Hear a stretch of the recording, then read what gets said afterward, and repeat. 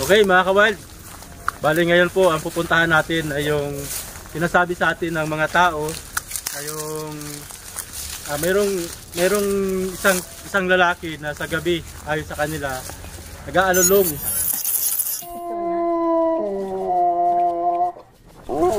Nag-aalulong na parang aso, na parang isang nakakatakot na tunog sa gabi. Ayon sa kanila, natatakot sila sa gabi at nabanggit nila sa atin na puntahan namin para makita yung kalagayan, baka anong sitwasyon nila at kung ano yung matutulong namin. Samahan nyo kami mga ka-wild kasi ngayon lang kami nakarinig ng gantong kwento para malaman natin ano ba talaga yung sitwasyon nun at makita natin kung paano tayo makakatulong. Let's go mga ka-wild! So siguro yun boy? Ayan, manarang siya na yan.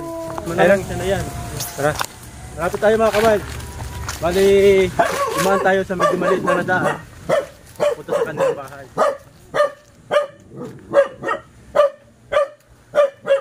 Nanay, magandang hapon po. Okay. Kayo po si Nanay Delia. Kayo po si Nanay Delia. Opo, oo. Natulog po yata kayo, pasensya na. Oo. Kami po yung mga vlogger na kinontak nung kaibigan nyo, kasamahan nyo. Puntahan ka daw po namin. Kumusta po kayo?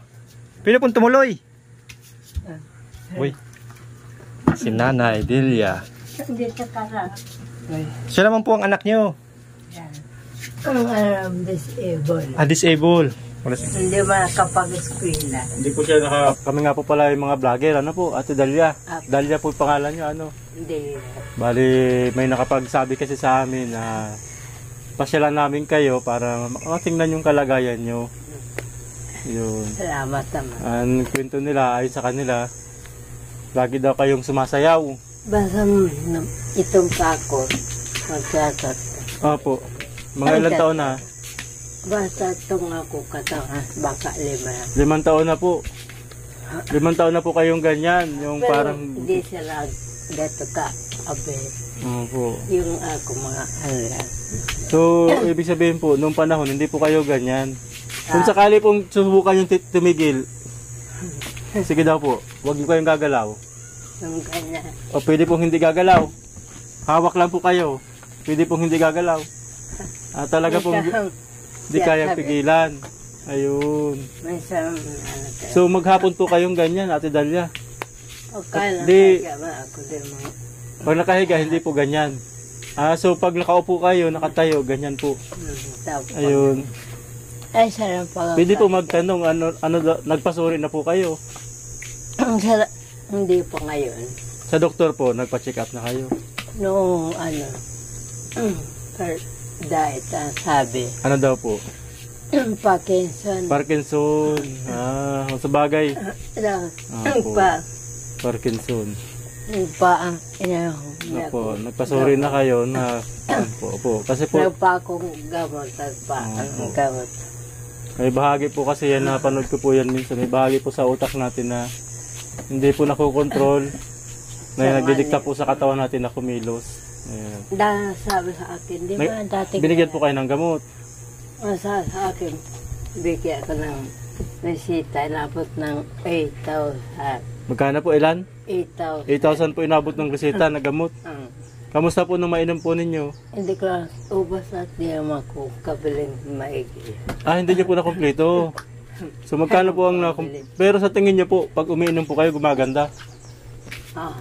Gumaganda po yung pakiramdam niyo.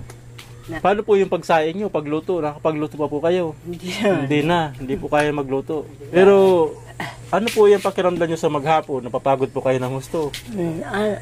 Minsan nga, labas ako na tumba. Ito ba? Ate Dalia, may nakapagkwento sa akin, yung pong mga tao na parang minsan natatakot sila na parang yung anak niyo minsan Nasigaw siya. sumisigaw, umaalulong, parang umaalulong. Ano pong dahilan? Kaya gutom, di siya makatulog. Epilepsy. Epilepsy. Ano daw po nararamdaman niya sa tingin niyo? Ba, natigas siya. Kaya may gamot siya. Minsan daw po kasi pwede pong tawagin niyo siya, Ate Dalia, para lumapit-lapit dito sa atin. Taka mo na, anak.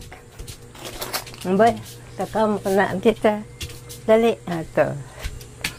epilepsy. Ayan po yung mga gamot niya. Tapos may gamot sa Murana. Hindi siya makadumi. Ubus na rin. Wala na rin pambili. Bibili po kayo niyan, dapat. Wala. Marunong po kayo bumili niyan. Napapaan. Magkano po ang isang bili nyo, ang isang tablitas? Basta nga naabot ng 30. Itong sa ano. Yung isang banig, magkano po? Itong sa ano. Ang asarot. Na itong pang ano. Magkano po? Naabot ka ito 50. Yung isa naman? 50 rin. Ay, 60. Itong pang Murana. Ayun. Kaya po, may binibili rin bang gamot, Ate Dalia? Pwede bang tawagin po nyo yung ano nyo? Dito ka daw lang. Boy. Dito ka. Dali na. Ito ang gawa ko ngayon mo sa albularyo. Basang.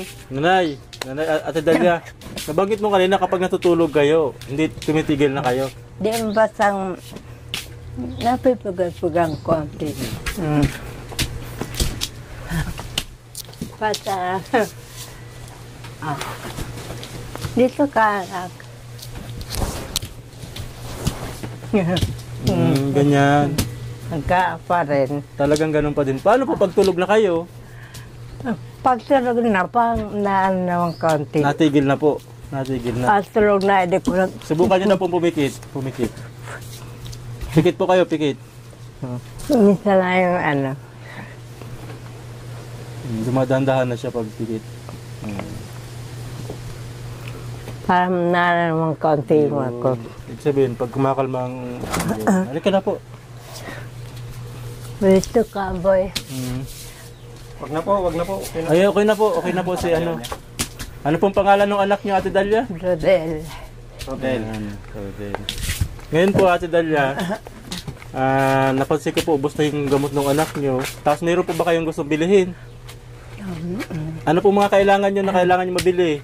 Wala kami dito lang. Ha? Wala na kami lahat. Tungan niyo pang ubos na rin. Saan niyo po binibili yan?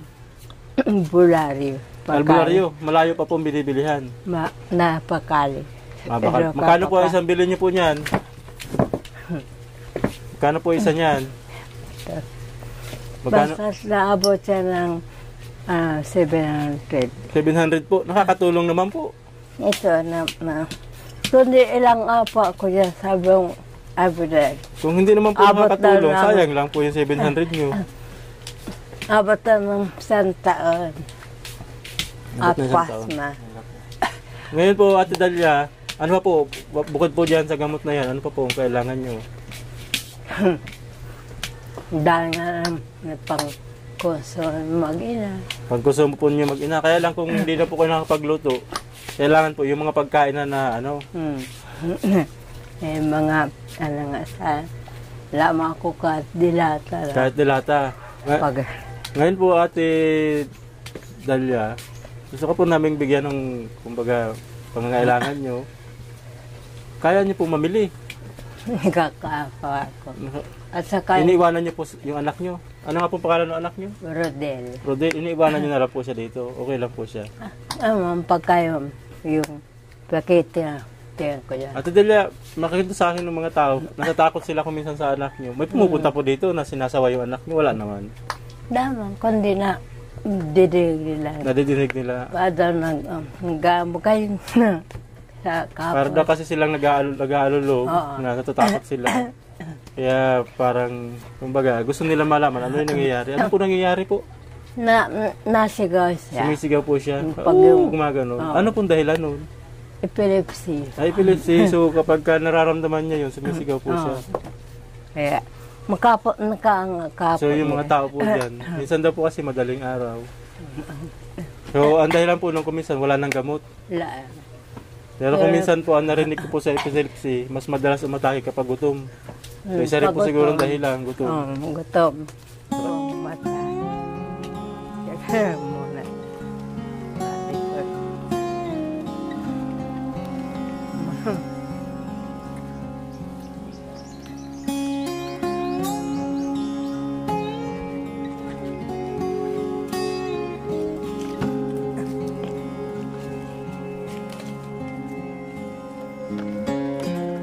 Ang sibilyo kong napasaan. Labang matakway.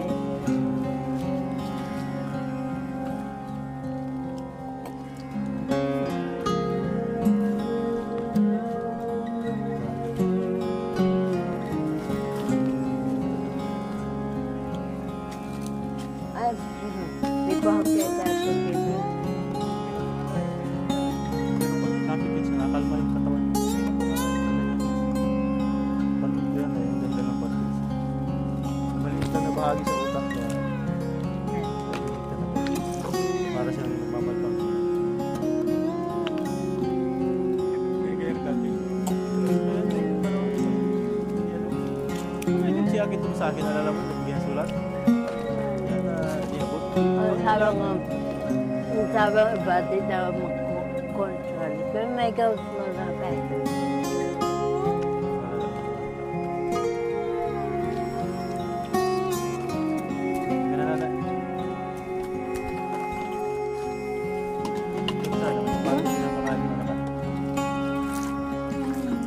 Kaya suwag pa ako. Sinusubuhan niyo po. Ay. Hindi na. Hindi na. Hindi marang magsubo. Hindi na. Bebe, saka. Mas.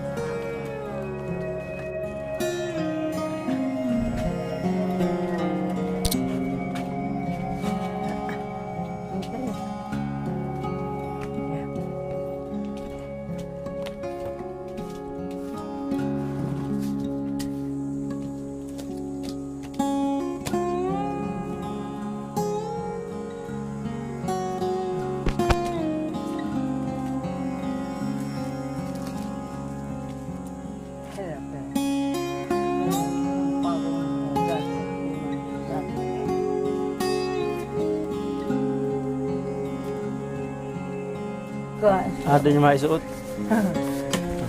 Doon yung maisuot yung nanay. Hindi na waka. Ah. Kap. Kaya pa. Di pala kayo nakapagsuot ng tsinelas nanay. Kakasot ng kundi labong ang mata ko. Ah, malabo. Saka natalbo. Natalbo. Nagbiya kong gaya. Yung kain-kain. Yun.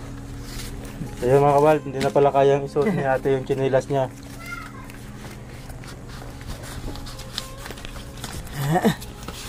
Natalbo pa kaya. Sige po. Sabi. Pa ako nga rin nasa ano, ni mga nandiyan sa naawa.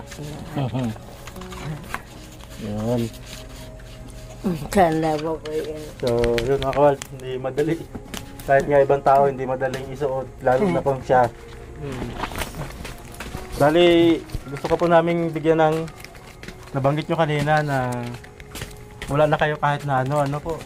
Lalo na yung gamot ni, pangalan niya po. Rodel. Ayan, gamot ni Rodel ito. Ni Rodel, kung meron naman din po kayong kailangan bilhin, meron po kaming 4,000 na gustong ibigay sa iyo. Galing po ito sa aming sponsor na ayaw magpakilala. Ayan, bali, kung ano po yung gusto nyong bilhin nanay, ay mabilhin nyo po. Maraming salamat po sa inyo. Laking tulong na po ito sa akin. Salamat po. Salamat po. Ma'am, ano pong anya? Wala, ayaw nyo po magpakilala nanay, sige lang, magpasalamat lang po kayo. Salamat po, ma'am. Kung ma'am po kayo, salamat. Ang daming laking tulong sa amin. Mabayaw ko lang gamit yan sa pang-epilepsy. Ano pa po pong bibilihin nyo? Dahil ko pong gustong bilhin, mag-grocery. Ayun. Kahang kong biga. Hanggang sama niyan. Ayun. So, ayan nanay. Salamat po. Sana makabili kayo ng mga pangailangan nyo. Bali, 4,000 po yan. Ano po? Salamat. Ayan. Nagbigay. Nakasalamat na rin sa iyong mga vlogger. Opo. At may Salamat po tayo doon din sa nagturo sa inyo kung saan na po kaya ka namin kayo napuntahan. At siyempre yun, kwentuhan nila, medyo natatakot sila. Gusto nilang malaman ano yung dahilan. So yun pala ang dahilan mga kawild. ano, Dahil kapag nagugutom, sumisigaw siya na parang nag-aalulong. Para doon nag-aalulong na aso. Ayaw kay ate dahil kuminsan inaatake ng epilepsy dahil sa gutom po. So yun nga, kapag kagutom, mas malamang na umatake yung epilepsy. Sumisigaw siya na parang ayon sa kwento, parang aso. Minsan natatakot yung ibang mga tao. So yun, talagang hindi madali yung kalagayan nilang mag-ina. Pareho silang DPWD. Napakahirap ng kalagayan nila. So yun, tinutulong-tulungan na lang sila ng kanilang mga pamilya para maibigay yung mga pangailangan ni ate. At maraming salamat nga pala dun sa sponsor na ayaw magpakilala. 1,080 po. 1,080. Bali, ang ginawa po natin ay dinamihan natin yung gamot. Ang dinayaran po natin ay 1,018. Kasi para hindi ka na maubusan agad ng gamot. So ngayon, kung mayroon ka pang bibilihin, mamimili pa po kayo ng pagkain. Kada na lang po kayo mamimili. So sana na itago nyo na rin.